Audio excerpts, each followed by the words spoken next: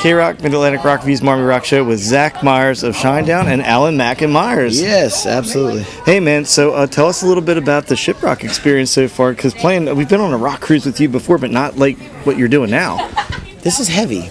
There are heavy individual bands on here, and we don't really fit in with what we're doing, but it's great because I know, touring with all these bands, whether with Shinedown or festivals, so it's like so many friends on the boat, so it's kind of like a summer camp at sea. It's kind of nice to see all your friends and kind of hang. And we just did the first show, and no one threw any pentagrams or upside down crosses at us, so it went better than I thought it was going to go. And that's me being honest. I didn't think it was going to go that well, and it went great. And like people came and they stayed, and apparently they had fun. I hope. Oh, absolutely, man. And it's like a flashback for me, because hearing the Shinedown songs, I flashed back to the Carnival, the VH1 cruise that we went on with you guys, and hearing the tunes you guys did on there. So go back to that cruise. Was that your guys' first rock and roll cruise? Yeah, I mean, that was kind of when the cruise thing was first starting. It wasn't as big as it is now, and back in 08, 09, so I had almost gone on a rock boat before, which is what Justin Marr from our group does a lot, because he also has a band called Ingram Hill, which is kind of poppy. That's fantastic. And so they do that, and then we did the VH1 cruise. That was the first one ever, and the last one ever for Shinedown. Not that anybody had a bad experience per se. It's just I don't know how to say it. I think for some of us, being that accessible all the time, 24 hours a day, is a little too much, and we're incredibly private people in our band, and especially Brent, especially people like Eric, who don't really do a lot of Instagramming or do a lot of tweeting, and so I think we had a great time playing. Like, the shows were great, the fans, like meeting all the fans was great, but it was like, I think that in the future we may do one again, but I'm not going to say we will next year. So these songs that are in your set list now, it's this acoustic album, how are you picking the songs? Because it seems like a combination of Shinedown, a combination of stuff you've written, and some covers. How do you pick? Well, there's no set list. There's a list. We write down every night a list of a mix of what we haven't played in a while and what we kind of would maybe want to play.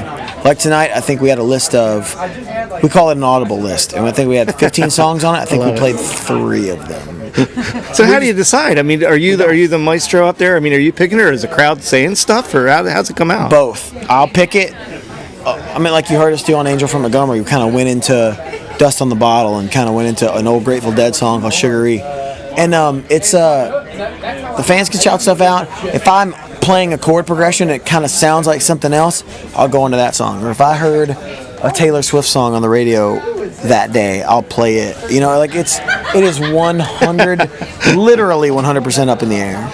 We kind of know what we're going to start on, and then by the middle of the set, we kind of may know, without telling each other, we kind of know what we'll end on. We'll go, okay, we only probably have 5 or 6 ending songs that we like to do. Like we did that with that one, where we break it down to just vocals. So we'll kind of know where we want to end it, and without saying anything, we'll know, and I'll start playing a song, and they'll kind of know.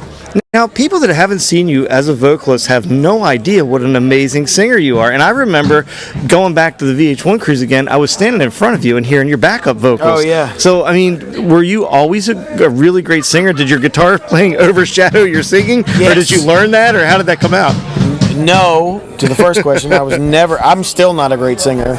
And yes, to my guitar playing definitely overshadowed my singing, which is what I wanted it to be, because I was a late bloomer when it came to singing, and I still don't think. I mean, I'm up there with Justin Marr and Zach Mack right now, who can sing circles around me, and I mean, just I think I just learned to sing out of necessity.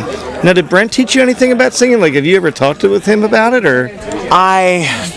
I watch him. I know, it's weird. I have a singer who doesn't really warm up the way that normal people warm up. He just goes in the bathroom and screams a bunch and makes these crazy noises, and then goes out on stage and sings better than any rock singer in the world. So I just watch him. I kind of know what he does with his insides, that how he breathes and stuff like that. So I've learned a lot watching him, but we've never sat down and talked about. I mean, I hear he'll talk to me about it. He'll go, I do better if I do this, but I've never like picked picked his brain about it. Really. So when's new Shinedown music coming out? If you can say, when are we going to hear some of that stuff? Because we can't wait. I love you Can't guys. say when. I can say soon, like really soon. So tell us what's like going on. Like maybe 2 calendar flips. That's pretty cool. Yeah, I like that sound. Maybe. What day is it? I don't know. It's What 'cause month we're on is a it? boat, you know. February 3rd. It's Maybe February 3rd. Yeah. 2 calendar flips, maybe. Awesome, man. Let's say 2 calendar flips. Can't wait for that. I can't wait for that. Now, are you going to keep doing the? I don't want to call them one-offs because they're like whole tours with this. You're going to keep doing this, right? Whenever I can. The in our lives, in all 4 of our lives, Shinedown come. Other than our families, our wives, and our kids. Families come first, and then Shinedown. And then if Shinedown's not doing anything, you can do whatever you want as long as it doesn't interfere with Shinedown, which is great. I like the fact that Brent and Barry and Eric we all give each other the leniency to do whatever we want is really nice because,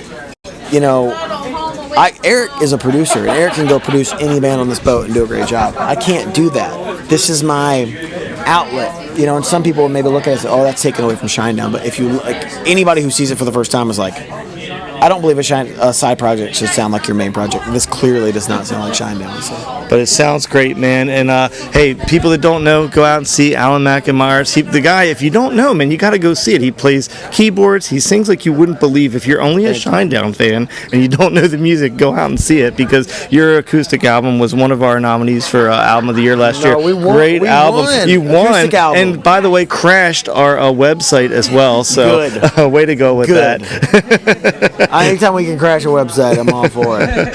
Hey, Zach Myers, everybody, thanks so much for being here. Thank you very much.